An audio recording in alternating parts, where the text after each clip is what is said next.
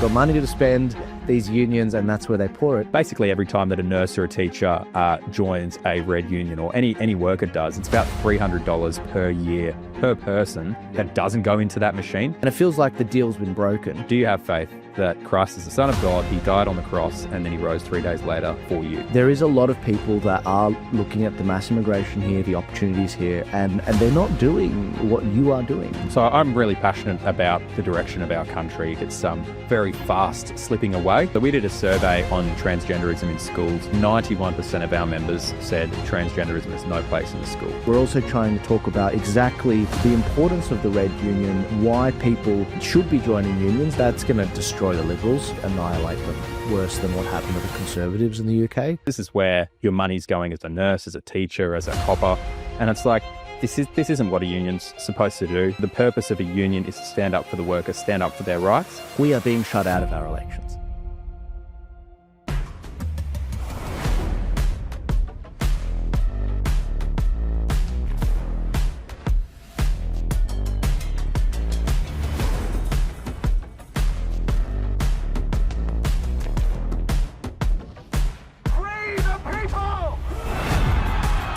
All right, ladies and gentlemen, welcome to The Arc, episode 57. I am your host, Joel Jamal, and today we're going to be covering the March for Australia, what is going on with immigration. There's a big protest on Sunday coming up. We've got an enormous response with regards to our chat with Scott Challen about immigration and some of the issues with regards to that. Also, we're going to be covering the importance of the unions. In the past, I've interviewed people from the Red Union, and I'm very excited to talk to our guest about that today. But also, we are going to be covering the importance of Christianity in Australian life, some of those values that make Australia great, and also some of the things that perhaps young people are worried about and why they're leaving Australia and how we can actually keep them here. Now, I have a very special guest today to actually take me through some of these topics. And I want to welcome Edward Schuller to the show. Edward, welcome to the show. Cheers, Joel. Pleasure to be here. Now, Edward, guys, you might remember in February, I did a trip over to the USA, thanks to CPAC Australia. And we had a great time over there, Edward and I. We were one of about 8 young people that went over, and we had a really good time being amongst the American ethos. It was my first trip over there. And before we came on camera, Edward and I were talking about some of those things going on over there. But we're not just going to be talking about what we're trying to emulate. We're also trying to talk about exactly the importance of the Red Union, why people should be joining unions, the importance of them in Australian history.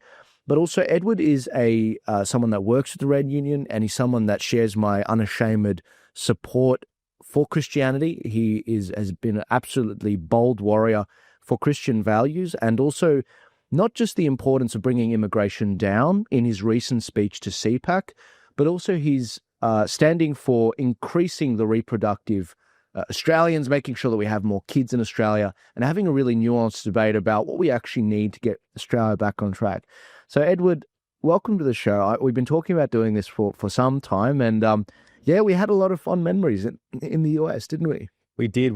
The famous Australian party, which is held on the Saturday night of CPAC USA, is always a big one. And luckily for a lot of you guys as well, it was my pleasure to be. But it was important that we had someone sober there that night, and, Yeah, getting everyone home. But look, brilliant times. And yeah, it's been a big year. Obviously, first year of the Trump administration, Mark II, and yeah, we were there to see a bunch of it. absolutely. Well, look, I'm hoping that we can go again together to the future conferences in America. I know CPAC's in Texas next year in March. Hopefully, we can go there with a new batch of younger guys and gals.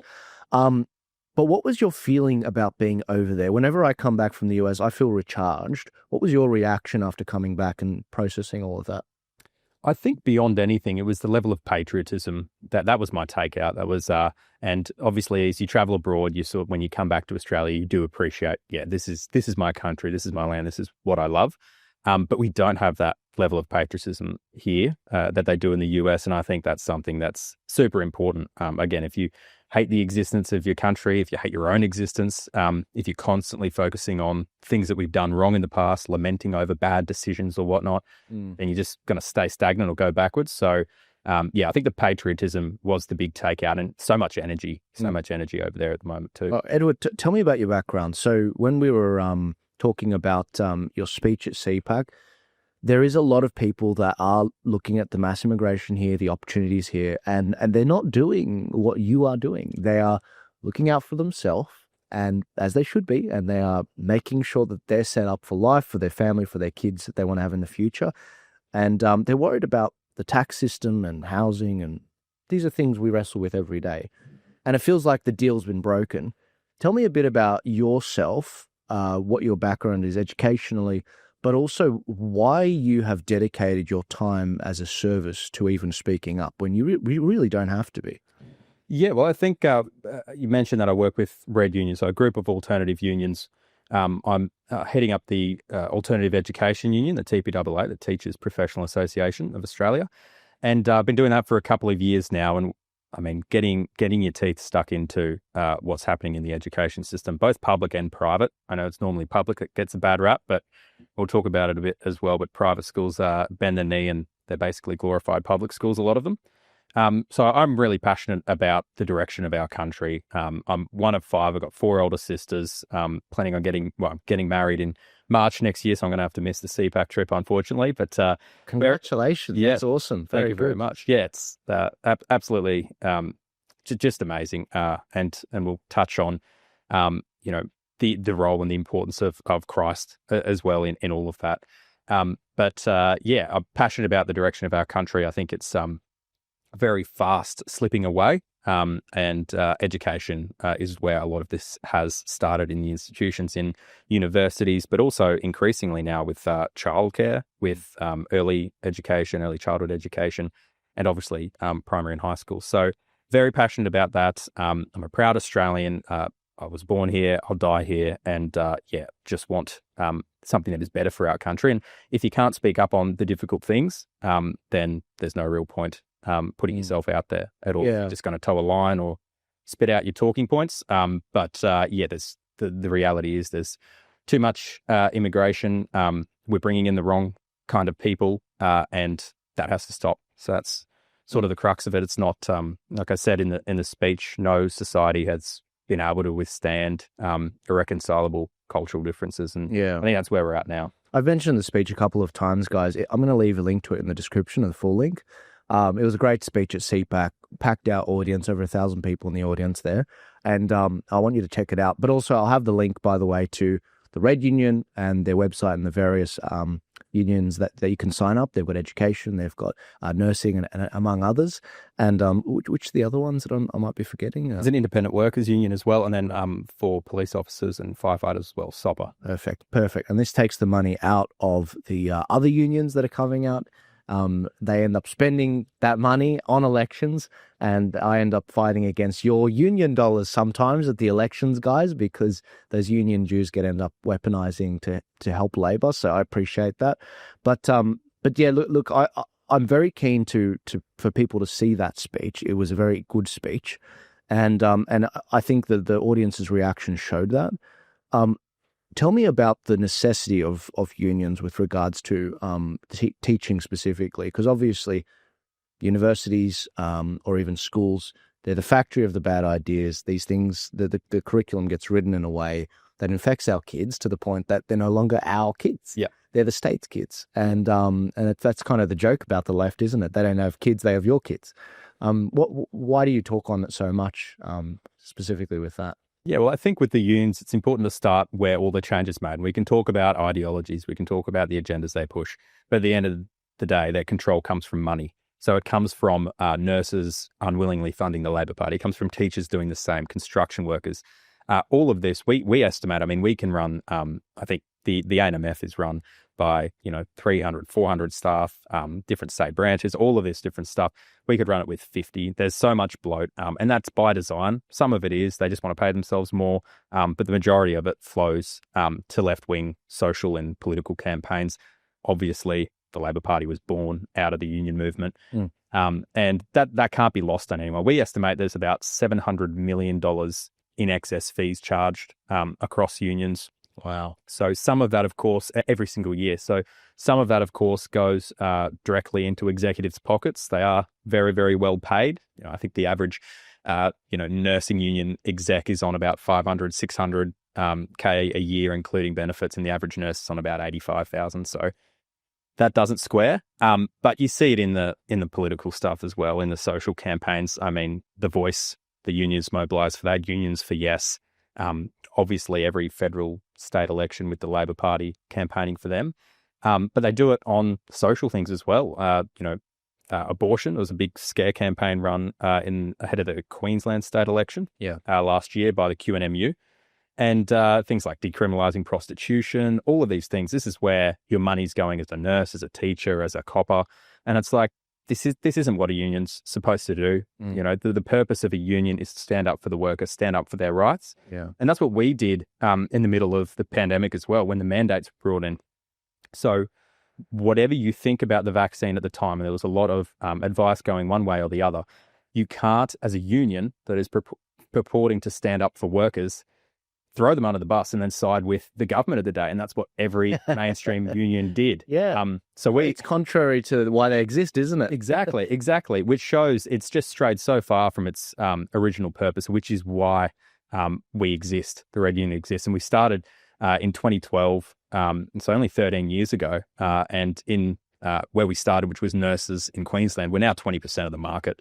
And that's with legislative inequality and all of this sort of thing. So, I mean, if there wasn't a need for us, we wouldn't exist. But we do, and we're growing. Yeah, you're flourishing. What is it, like 25,000 members or something? Yeah, over 24,000 now, Australia-wide. But again, that nursing in Queensland model is what we want to replicate throughout education and different industries. And even in construction, I mean, you know, there's been a lot spoken about the CFMEU recently, and I know that some on the right just like to, you know, play it simple and just bash the CFMEU and then that's it, and try to work with the other unions that are funding the campaigns against them. Yeah.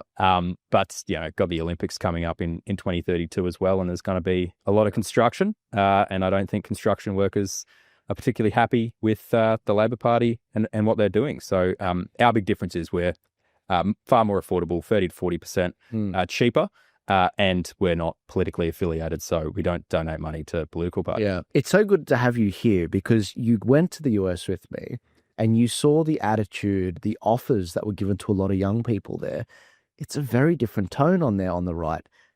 We went and saw the Leadership Institute. We had a great presentation there. We were also present at a very large monthly meeting for the Americans for Tax Reform. And they had a number of different groups, all with, you know, budgets in the millions. About maybe 100 people in this room, significant people. And it's like an aura of abundance and working together and building infrastructure on the right. That doesn't exist here. No. And so I really am appreciative when I see, you know, young whippersnippers like yourself and me, you know, we're about the same age, guys. But it's so good that the Red Union has like brought you on as a person of competence and giving you the opportunity to speak at CPAC or whatever events like that to open doors. It doesn't happen enough in Australia. And I get frustrated, not just because I've gone through it, but I see a lot of our peers that we went to school with, really competent, smart people that probably they're sharper than me, but they go into the corporate world. And I can't blame them because as organizations, we haven't created the opportunities to keep them involved. And so they're looking overseas. It's like, no, guys, there's a fight to be had in politics. And if we don't do that, What's your thoughts about that coming from the US and then coming here? Yeah, there's not a whole lot of organisation here at all, and conversely, the left are so well organised, and that starts again through the unions. And conservatives often lament the slow march through the institutions, which has been a complete takeover. I think that's why, and obviously I'm biased, but that's why the Red Union is so important, because it's starting in those institutions, particularly in education and in health, where so much of this funding comes from. But in education, at the universities, where so many of these corrosive ideas are put into young, impressionable kids that are after a sense of direction. Yeah. And the fight back has to start in the institutions as well.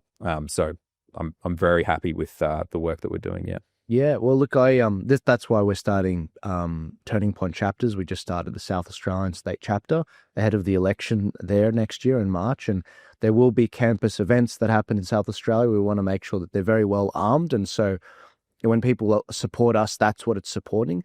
But we're going to roll that out throughout the other states as well, which I'm really excited to get going. But when I look at what's going on with the unions, I see it time and time again. TikTokers, for example, in my profession of commentary, getting paid anywhere from $300 to $1,000 a video, just pushing left-wing propaganda. They've got money to spend, these unions, and that's where they pour it. Our people aren't even thinking about that. They're not even on the same level. They just think, I'll sink, $1 million into the Liberal Party, and they'll put it to good use. By the way, that is. But no, you're right, and that's what you can do with so much money. And again, basically every time that a nurse or a teacher joins a red union, or any worker does, it's about $300 per year per person that doesn't go into that machine. And at the moment, obviously, we've got a lot of work to do, and we're doing it. It's an uphill battle all the time, and it's good. But I don't think people, particularly on the conservative side of politics, quite understand the funding game and how so much of it is pushed by the unions. And they have many arms that do it. Like you said, they'll pay influencers. I mean, you see that in the US as well with a lot of the Democratic influencers as well. And I guess that's the way of the future to some degree. But it starts with the money. It starts with the money. You have to follow the money, and there's so much of it in the union movement. They're doing it through industry super as well, controlling $4 trillion worth of wealth through compulsory superannuation, which obviously is a terrible idea, and we're strongly against that at the Red Union. But you can't deny that that's going to have an impact on Australian business, Australian projects. I mean, you control $4 trillion of wealth, basically to any company, big companies.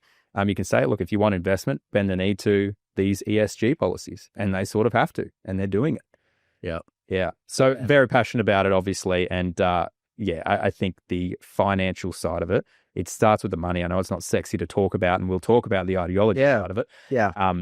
But it's where it all kicks off. Yeah, well, I think it's important to enlighten people, and again, we're encouraged, like we're excited about where we're going. And but it's important to recognize what our opponent's doing well.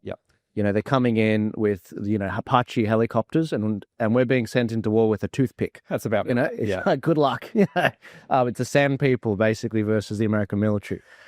So no, I look at what's going on in with our opponents, and I try to learn from it. And when I see the fact that this amount of union dues are being donated, we've got an election in 5 months in South Australia. And we've started our chapter there because we see that political parties on the minor right, they've been hamstrung. The Liberals and Labor have teamed up. They're both getting $4 million each from the taxpayer because it's based off their last election results. And the minor parties, for example, Sarah Game or One Nation or whatever, they will basically only be able to get the amount of money from the taxpayer they got in the last election. So for Sarah Game's party, it might be only $5 or $6 grand. For One Nation, it might only be a few, tens of thousands. That's not going to compare to Labor and Liberal. What do the unions get? And this is why a lot of people said, it's great. You can't get donations. You can't get any donations as a party. I said, okay, read the fine print. The unions can spend up to $400,000, $450,000 in the election. And where are they getting that money from? Union dues, maybe donors. I have to look into the legislation a little bit more. But the point is, we are being shut out of our elections. And these unions are not neutral players. No, and Premier Malinowskis is, sort of talk about how this is a virtuous and righteous thing to do. It talks about donations, and it talks about sort of ad spend to a degree. It doesn't, that is the tip of the iceberg. Where is this 700 million excess going every year? It doesn't go into donations to the Australian Councils of Trade Union necessarily. Some of it does, but it's the phone canvassing. It's the, pulling up on election day and seeing the 6 different union cars there. It's the constant handout. It's the polling. It's all of it. And the financial donations that you see on declarations, that's about 1% of it. Right. Yeah. Right. So that's how they can get around it. Right. But it makes for a good headline, doesn't it? Is that what you see on the ground, Rami, in these elections? Do you see a lot of paper bags with cash in it? Heaps of money. Yeah? Rami's in Western Sydney with me. So we see it at a council level. The council's the most corrupt, aren't they? They're really bad. How much did they raise the local council rates recently in Western Sydney? I'm not sure about Western Sydney, but it's outrageous in some of the eastern. I heard there was a few stories last year about that. It's crazy. Quadrupling the rates in some eastern suburb boundaries. And for what? I've still got potholes. My rubbish isn't being picked up. They're putting up a LGBT-friendly sign and those street signs, racism not welcome. Yeah. It's just... You-coloured bin lids, maybe? They like to try that one on as well. It's are these signs where, like, you go across like some suburbs here in Western Sydney, and you see signs like "Welcome to New Delhi" or "Welcome to"? Yeah, yeah, yeah. I mean, New Delhi. Yeah, it's are these paid by yeah, these councils? Is it yeah. where the money's going? Yeah, because it's grants. It's actually the grants that come from that. That's my understanding. I'm not sure about that specific example, but for the most part, yeah, these are like motions that these councillors put up to look good, so they can go to their constituency and say, "Oh, we did this, and this is Little India." And Wow. Andrew Charlton, he's a lovely guy, but he's a Labor MP that really leans into the Indian thing a lot. Like he does trips with his wife to over Christmas to India. He's really trying to court that. Christmas or No, Diwali? or both of them, but specifically in Parramatta, Andrew Charlton, he's the member, my member for Parramatta. Yeah, Andrew. He's not from Parramatta, is he? No, actually, you know what? He was born and raised in Parramatta. Okay. But during the election, there was a bit of controversy. Sorry to sidetrack the conversation, but during the election, he actually had to quickly purchase a house. Wow. Because he actually owned a $4 million house in the eastern suburbs. So he's like, quick. Now, look, I don't think there's a problem with, I think you should be honest about it, obviously. But he was actually born and raised there, I believe. But it's just funny how politics works with the optics. And anyways. Yes, it's funny how you can just quickly buy a house in a couple of weeks. Yeah. If you're a Labor. Yeah. And by the way, don't have to declare that. Imagine someone else bought the house for him. Don't have to declare that. I'm not alleging anything. Andrew Charlton, I've had nothing but good, chats with him. But yeah, there are ways around these laws. Yeah. And that's why we laugh. There's an unspoken thing we're saying here.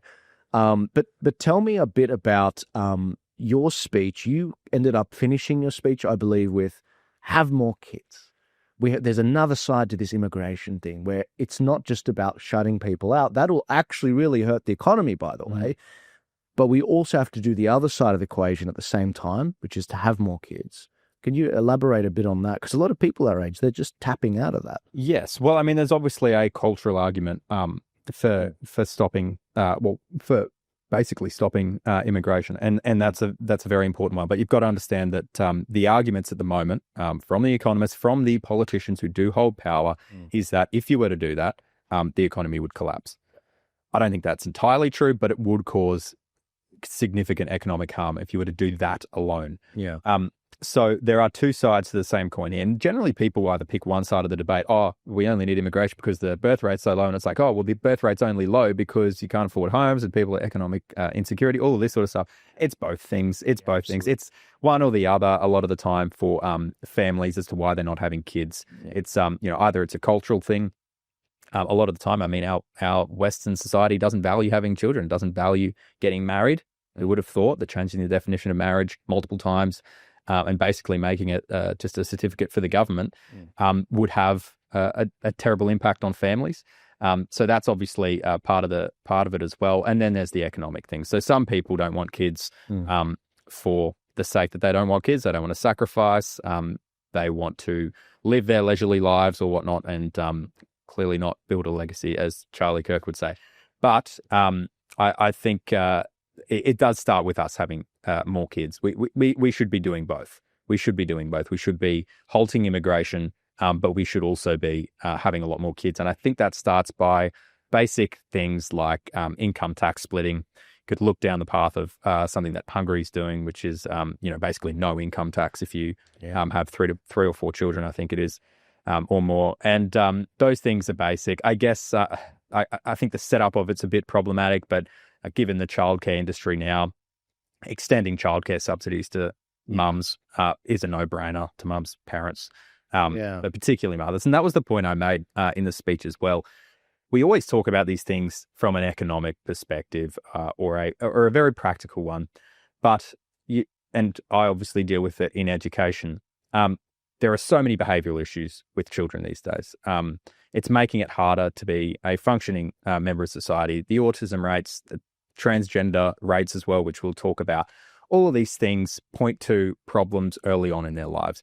And we can't pretend that, basically putting a child into childcare when they're a couple of months old and ensuring that everyone's just in the workforce isn't going to have an effect on that child. So very, very strong evidence, particularly for the first 3 or 4 years, that the foundational years, kids should be with their mothers. And I know that that's not economically viable for probably the majority of people at the moment, which is part of the problem.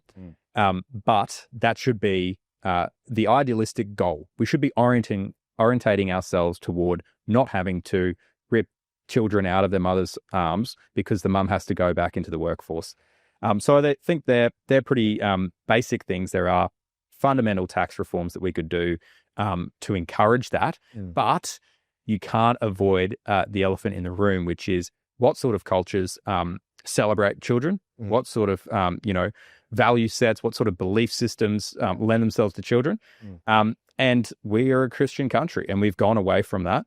I mentioned in the speech in 1901 at Federation, we were 96% Christian. Now we're about 40%, if that. Yeah. So I think that's a big part of it. There's a real question around that. It's like, to what extent are people culturally Christian? They're not answering.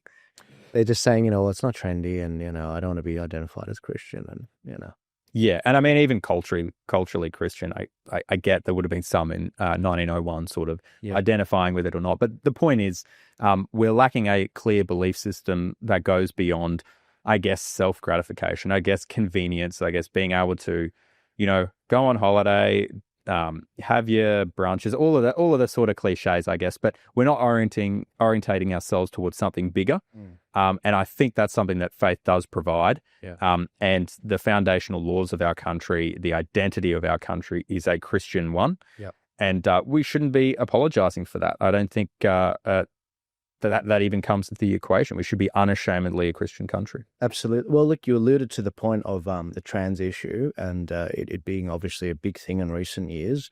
We did actually have this story just come out actually this last week, and the number of young Americans identifying as trans and queer plummets. Study likens to fading of a fashion or trend. And I think is that what a lot of people have been saying, that, look, it's just a fad. It's been made a little bit of trendy because of the fact that, it's being pushed by, if you want to have one up on your peers in school, it's like, well, actually, I'm non-binary. Is that sort of the tone of it? Or? Yeah, I mean, there's an element of social contagion, and it's a big one. It's probably the majority. And this is what we asked our teachers as well. So we did a survey on transgenderism in schools.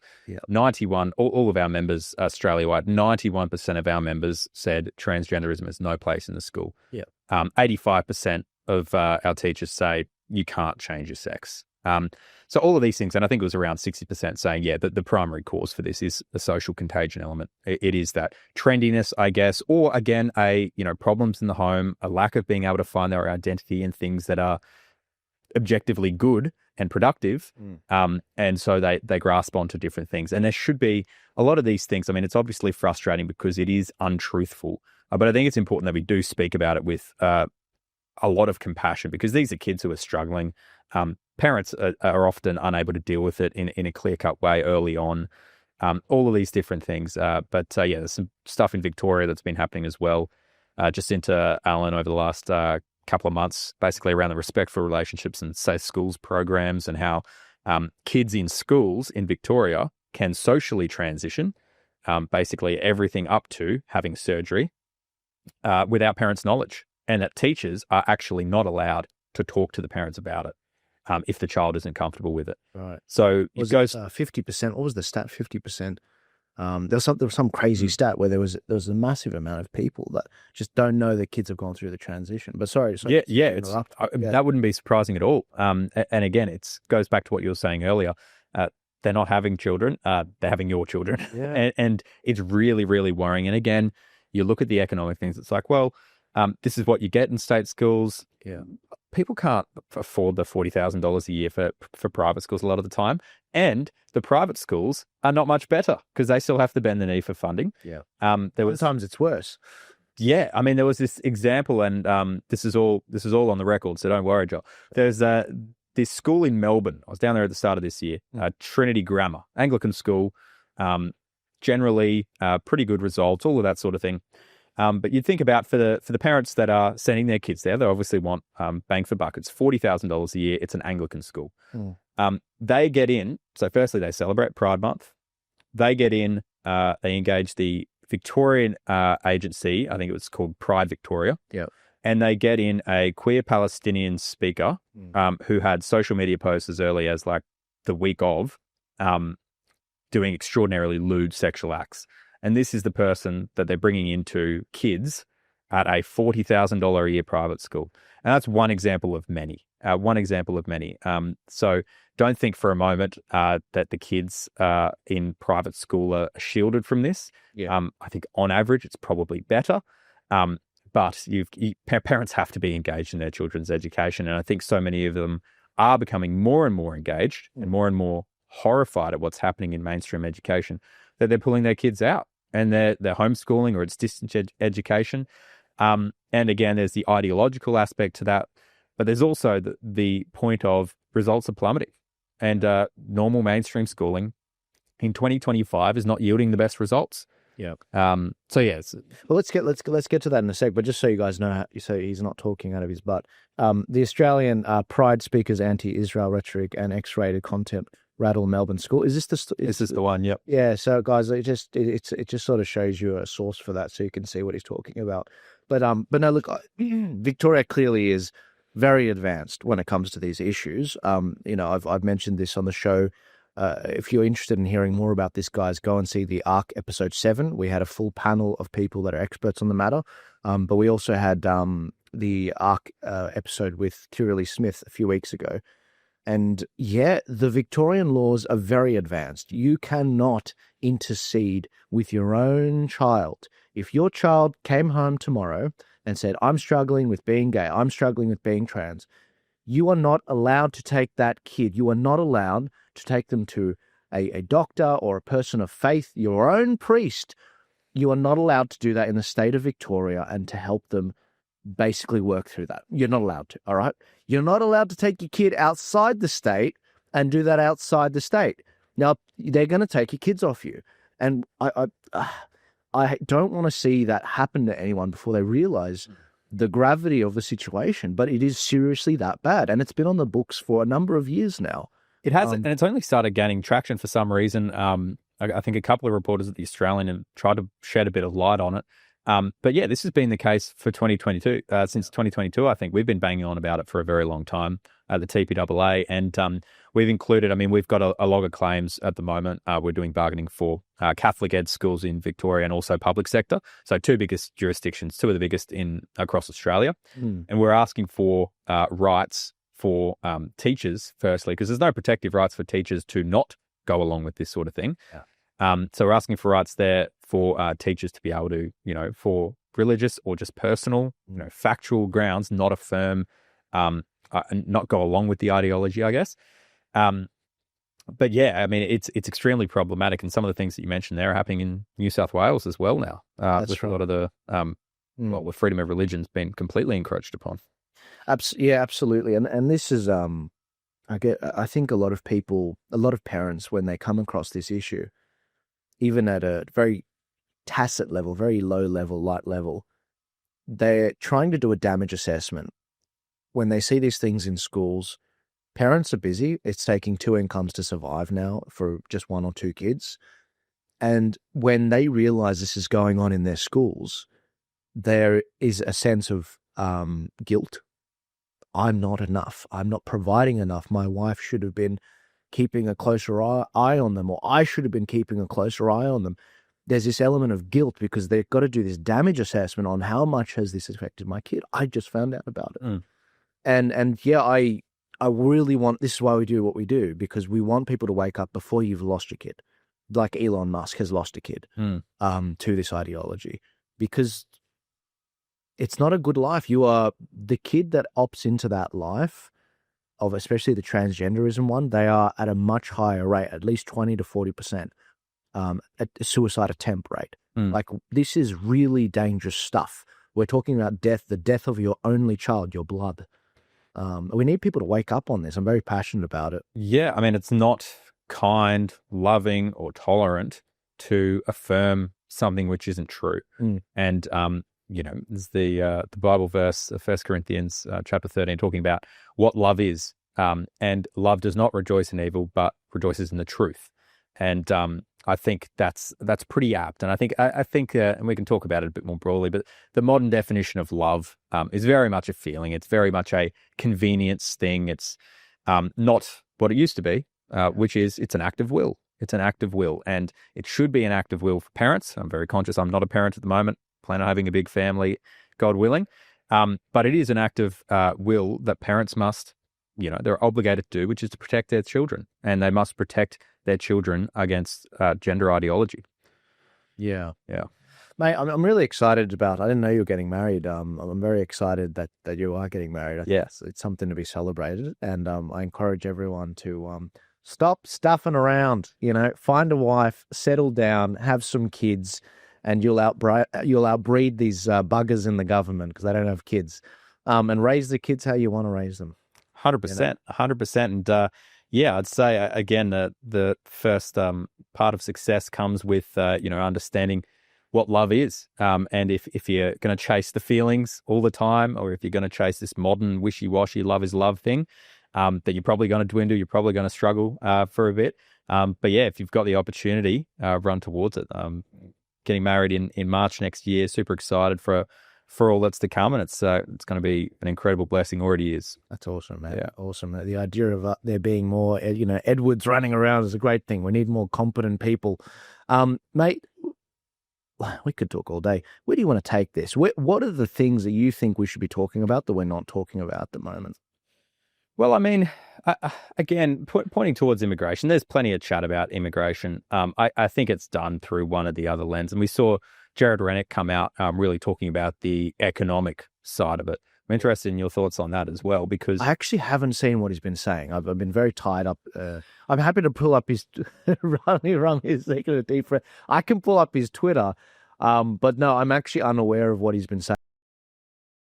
Page with I think he's speaking at the Brisbane March for Australia on Sunday. Okay. And I think Pauline Hanson will be there or somewhere around Australia as well. But he's had a bit of a crack at her and the party they're talking about, because I think his policy is around having limiting immigration to 100,000 a year.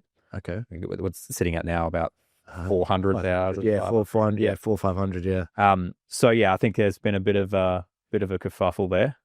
Yeah, it's tough to measure these things. Is he just copying it on Twitter, or is it all platforms?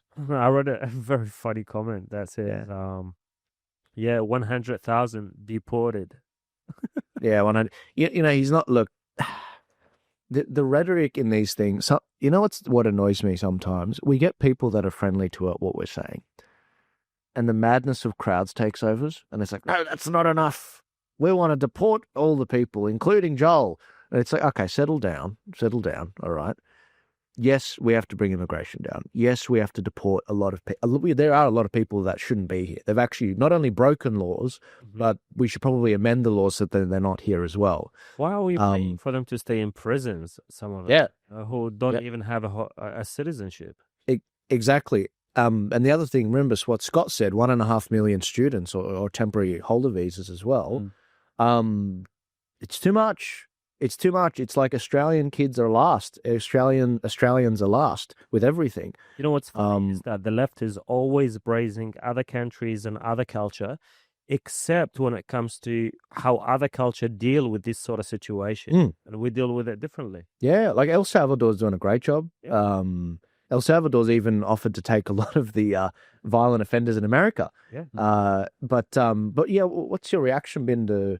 So Gerard said 100,000. Is that what he sees his official policy? Yeah, I think that's been the policy for a while for them. And in his defense as well, I think he understands that there are, cultural issues with it. I think he just takes a different approach where he says, yes, these cultural issues exist, but they can be resolved through economic structural reform. And I think for a lot of people, that sounds like, he's just focusing on the economics. I think a bit of nuance is required. Me too. But I mean, see what he has to say on Sunday. I think that's what's going on. If there's backlash online, I haven't really been monitoring it because we've been, as you know, Rami, we've been busy with other stuff, other fires putting out. And was he going after Pauline for? Woolworth. The paper bag. Is that? Yeah. Look, listen, man. You know what? We've got it. I say this to everyone. It's going to take everyone to save this country. So the right has got to stop punching right. We've got to start punching left. The issues we face is going to take everyone to fix this. And I think that people that are trying to fight over the small pie that we have, about 15 to 20% of the vote, we need to grow that to the 80%. And there's an increasing amount of people that aren't voting. 15% of people aren't voting. So when we talk about 100% of people, that doesn't include another 15% are out there. And so I don't like seeing that stuff. I think going to America, the Charlie Kirk vigil, it kind of, I realized something, and I was like, you know what? It's going to take everyone to save this country. We really are going to be, not only are we outnumbered now, 30%, 31% foreign born, and we've got 52% either foreign born or are the children of immigrants. Like Australians, the accent is going extinct. I said this to Scott the other day. It's going to go extinct. And that along with it is our values. It's just an indicator. And so I don't have any patience for the punching right thing. I'm at the point now where I'm like, you know what? Bloody, like, we're just going to have to park this stuff, stop focusing on the e-drama and focus on these bloody unions that are outflanking us, the Labor Party, which it's going to be a one-party state in this country. But yeah, so look, I asked you to bring up something, and then No. You're so right, and I think that's what, again, talking about what the left does so well. They do have these disagreements, but we don't see them. They do it behind closed doors. That's how the Labor Party factions work. Every now and then, it bubbles over. You know, you had the Ed Husic stuff after the cabinet reshuffle, all of these sort of things, but they do it behind closed doors because they know that. I hate to quote it, but disunity is death, and it is true. It is true. It's death because it's a chaotic message. There's nothing clear. There's nothing unifying. And when you've got a million different splinter groups, different thoughts, all of these different things, sure, that's a good thing, I guess. But there's no organization. Yeah, and I think that's the frustrating thing, because we can't just rest in the knowledge of, yes, it is important to have a strong Australian identity. We can't rest in the knowledge of, yes, we should be having more kids. We should have a society that does that. Yeah. We need to actually act on it. And I think that's the frustration. And I know you'd be in agreement with this, with the Liberal Party, is because that's gone. And it was gone in government when they were in government too. So it's long been gone. I mean, I'm interested in your thoughts on what's happening at the federal level at the moment. Obviously, Hastie taking a step away, John O'Duniam going into shadow home affairs and a few other movements, but there doesn't seem to be any clear messaging.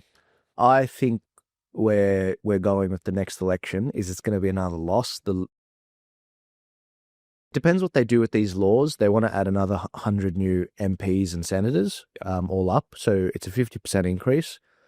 That's going to just destroy the Liberals, annihilate them worse than what happened to the Conservatives in the UK. I think a new force is about to start. That's where the energy is. The word reform is coming up everywhere. People are saying, where's our Reform Australia? Where's our Nigel Farage? I hear rumblings everywhere. And so I think what's going to happen is the disparate Liberals are going to have to make a choice.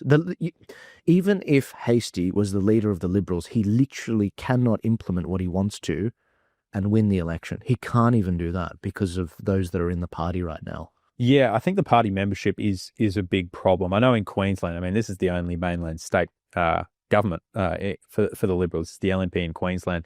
I think the median age there of the membership is 72, literally a dying breed. Yeah. And the ones that are younger, a lot of the time, are staffers working for the government, and they're not going to speak out. There's going to be no dissent there. Young Liberals. And it's similar across the entire country. I think South Australia is the only branch that seems to be changing a few things up. But I think there needs to be structural reform to the Liberal Party as well, if there is a chance of surviving, because there's no membership enthusiasm. There hasn't been for a decade. And I think even then that was pretty small in comparison to what's happening with Reform UK or even the Labor Party at the last election. 300k members, you know? Yeah, exactly. So I think structural reform to set up the Liberal Party, similar to the Conservative Party in Canada, for instance, that is, I think, the only way forward for the Liberal Party. Otherwise, it will die a slow death. Yeah, I honestly don't think it's possible. I think what's happened is they've shut the door. They wanted to restrict members signing up. When they see a big influx, they actually freak out. They don't like democracy. These people, they don't like democracy. And it's not all libs. There's a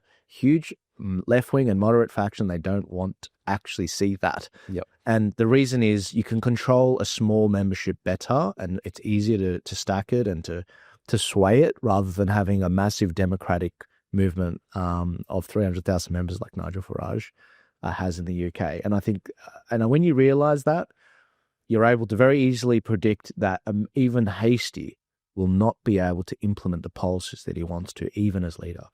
Yeah, there's a big cultural and managerial culture, I guess. It's this message of any dissent is disloyal. That sort of thing. It's how the opposition was run in the lead up to the Queensland election. It's how the federal opposition was run. Everything out of head office, a few little things here and there. But it's not a contest of ideas anymore. And the branch meetings, the conventions, all of that sort of thing, that's shut down as well because the opposition will just rally the numbers, the small numbers that they have, and they'll get done whatever they want done. And normally it's nothing. It's the status quo. It's being able to entrench themselves in their jobs. So yeah, I mean, I agree. If there is not structural reform, which I think you believe is not possible, I still think it is. Then if there is not, it will die. Look, my official line as Turning Point Australia is that there's nothing wrong with joining the Liberals, because it is good in some states. In some states, they've actually done quite well. There's nothing wrong with joining the Liberals, voting in the pre-selections to have great candidates represent you. But if you fail at that, there's nothing stopping you voting for a minor party at the election and volunteering and running. There's nothing stopping you doing that. And that's, I think when people understand, they're like, okay, that's fair enough as advice. The reason why we are here is because we weren't all members previously. Yeah. That's why we're here. Yeah. And the Liberal Party yesterday turned 81 years old. Robert Menzies brought those parties together, the minor parties. And that, I said it last year when they turned 80. If anyone that's read the book, The Fourth Turning, 80-year cycles, the institutions that we've been riding off for the last 80 years, they were founded back then, literally 80 years ago.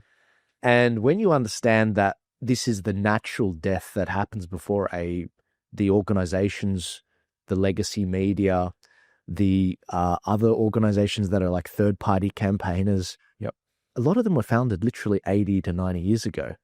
And when you understand that, no, this is the natural course of things, but the seedlings of the next organizations that will rule the next 80 years are being done right now. And so when I look at the Red Union, when I look at what we're doing with the ARC, the Light Australia newspaper, or even Turning Point Australia, I'm like, oh, no, this is good. We are proceeding on track, the 80-year track. And when you realize that, it's like, oh, okay, well. So are these hard times that's going to... Yeah. We have weak men governing us right now. We've got men that yesterday stood up and said, we have control of our borders. We left Candace Owens out of the country, but we're going to let the ISIS brides in. We're going to make sure that we have these violent offenders coming in, chopping people up in Victoria. I mean, when you realize that they have control over our borders, but they choose not to exercise it on the people we want to keep out, then you understand that we are an occupied nation with people and forces that are trying to destroy our country. And that's got to be opposed by everyone that, wants to stand by the Australian flag, Yeah, you're right. I mean, nature abhors a vacuum. It's that time of the cycle. You're not seeing any punches really thrown by the current institutions. And I think that's part of the frustration. I mean, with us at Red Union, I'm very clearly good work. I mean, our purpose is to save Western civilization, no small feat, and defend the individual. And that's what we want to be able to do, restoring some the primacy to the family unit as well. So we give this message, and we're getting somewhere with the Queensland state government now. They're starting to be a little bit more receptive. But it is a clear setup. The work that unions do in and of itself is a good thing. Workers need to have support. They need to have, structural, institutional support so they can progress their interests as well. That's how a democracy works. But the reception, at least from the previous, opposition, the federal opposition, just very unenthused about the work that we're doing. And I'm like, well, you haven't got control of the institutions. There's no structural advantage, really, that the Liberal Party or the right wing has.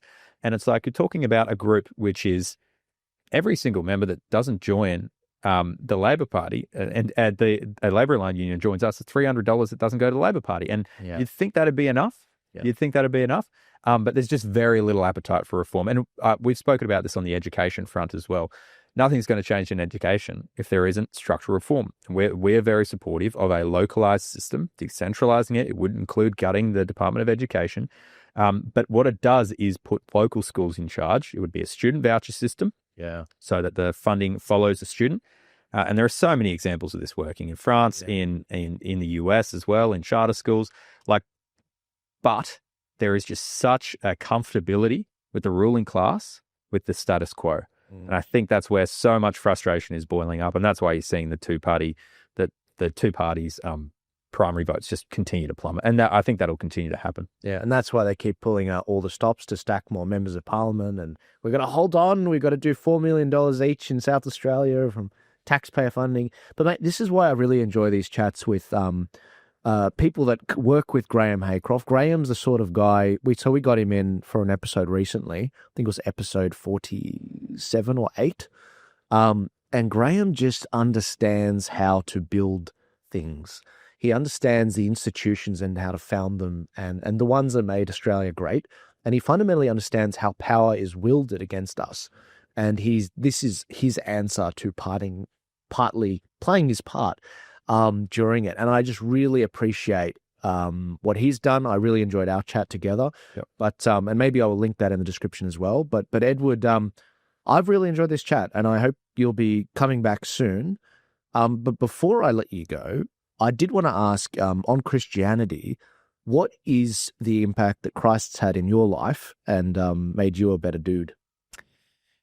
Completely transformational. I came to Christ only last year, and it's completely reoriented my life. And I think so many of the Christian values that you grow up with that are sort of separate from Christ can hold you in good stead to a certain point. But when those Christian values are separated from Christ himself, that's when there are issues. And that's when we start talking about, it's just about the culture. It's just about this. It's like, no, it is about Christ. And the fundamental question, and this is what I always say about Christianity, isn't whether or not you think it has a materially good impact on the world or not. It is a question of, do you have faith that Christ is the Son of God, he died on the cross, and then he rose 3 days later for you? And if it's a no, well, then the whole thing's a sham. The whole thing's a sham, and you shouldn't believe in it.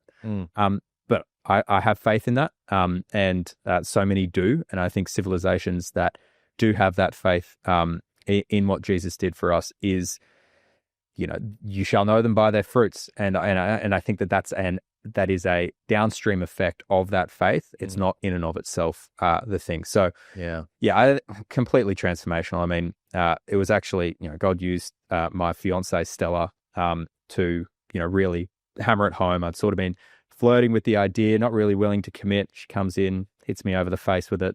And haven't looked back since. And we go to a Reformed Baptist church on the Gold Coast, Antioch Reformed Baptist, and really heavy on the theology, really heavy on the gospel preaching, and a very active church, which I think is important. So, I mean, I guess it's. I think there's something happening. I think Christians are becoming more willing and able to profess their own faith. And I think that's a good thing and it should be encouraged. That's phenomenal. That's really cool. Wow. Sorry, Antioch Reformed Baptist Church, Antioch Reformed Baptist, on the Gold Coast in Nerang. Shout out to Nerang. So many questions about that. Rami, Antioch Reformed Baptist. Antioch was the first that Christians were referred to as Christians. Yes. But for those of you listening, I'm intrigued by that because Antioch being a city in Syria, and when Paul went and did all of his trips to across the Roman Empire, he went via Antioch. Because again, Jerusalem, the Christians were being persecuted and forced out and spread across the world. Once they were persecuting Christians during the Roman Empire, it wasn't popular to be Christian. And so I'm like, hang on, Antioch Reformed Baptist. When I think Baptist or anything Reformed in Christianity, I'm thinking like Protestant, I'm thinking more Western, but it's like an Antioch Reformed Baptist. It's like, was this started by like Middle Easterners or something? No, it wasn't. It was ideological or? Yeah, I think it's just Right. It's a cool name. It's a cool name. Okay, cool. It's a cool name. Well, there you've But there's tricked some meaning me. behind it, and my pastor's going to be frustrated that I don't know the full meaning That's behind okay. the church, but I'll have to chat to him on Sunday about it. We'll just have to get him in the studio. Yeah. So no, you intrigued me, so it worked. So, but no, I was going to say, mate, I totally agree. You know, fruit of the spirit, love, peace, patience, forbearance, kindness. I mean, these are values that I think anyone would want in their own life. And yeah, you can tell someone by the fruit of their spirit. And I'm really happy that you found that. I was going to say, you know, what took you so long? Was it something like, was it a big wake up call, something going on in your own life, hardship or something? Or I think it was, I mean, what took me so long was the comfortability, was the you know, it feels like I've got decent values, feels like I'm oriented in a nice enough way. It's all sort of comfortable. And you get sort of comfortable around walking towards God, and you could be walking until you die. You don't know. yeah, So the thing that changed it is testimony, and it so often is. I think the idea just hadn't occurred to me prior to knowing Christ that, you know, you do truly become new in Christ, and I think the idea of redemption, the idea of resurrection, when so clearly it's put in front of my face, you're not able to refuse that. So, it's incredible, and there does seem to be a revival happening. I know people in my own life as well that are, you know, walking and starting to run towards Christ, and it's extremely exciting because I know the fruits that come with that, and the peace that you feel, and I guess the greater orientation that you have in your life. yeah. Once you have Christ. Spoiler alert, if you're a conspiracy theorist like me, guys, you will discover that at the bottom of the rabbit hole is Jesus Christ. And I hope that you guys will all enjoy the memes of that online. I've seen some great videos of that. But yeah, Jesus is at the bottom of all these conspiracy theories. I don't care what it is.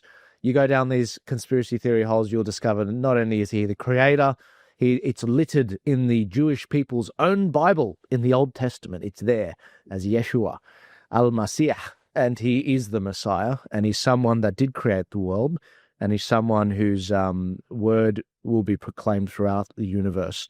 And whether it's the satanic pedophiles, whether it's the elites of the world, it is Jesus that is the enemy. If there's a devil, there is certainly a God, and that man is Jesus Christ. And I say that unashamedly. Amen. And so I want to welcome you to share this podcast, guys. If you're in any of those professions listed on the Red Union websites, nursing, teaching, did you say police officers? Police officers, fireys, Right. give us a call and we'll sort you out. There's a union for you, no matter what work you're in. Absolutely. And guys, I'm going to leave the link to a couple of discussions. Actually, I'm going to leave Graham Haycroft in. I'm also going to leave the discussion with the LGBT issues as well, episode 7 of the Ark, and also the episode with Kirley Smith from Binary. But Ed, I want to thank you for coming in. I'm looking forward to doing many more things with you together. And brother, we are founding big institutions here. I'm excited to have you in the fight together. And ladies and gentlemen, if you want to support the podcast, there are plenty of ways to do that. You can share, you can like, you can subscribe. You can head to the Turning Point Australia website and become a supporter, become a donor, but also wear some of our merch with pride. We've actually got our MAGA hats, which have just started to come out, and we are basically taking orders for those on our website at Turning Point Australia. Please sign up there, and we can work together to make Turning Point a real turning point for Australia and build the infrastructure, the permanent infrastructure we need to get Australia back on track. I'll see you guys later. Take care. God bless you. And we'll see you at the marches on Sunday. Ciao. Cool. Thanks, mate. Awesome. Thanks. That was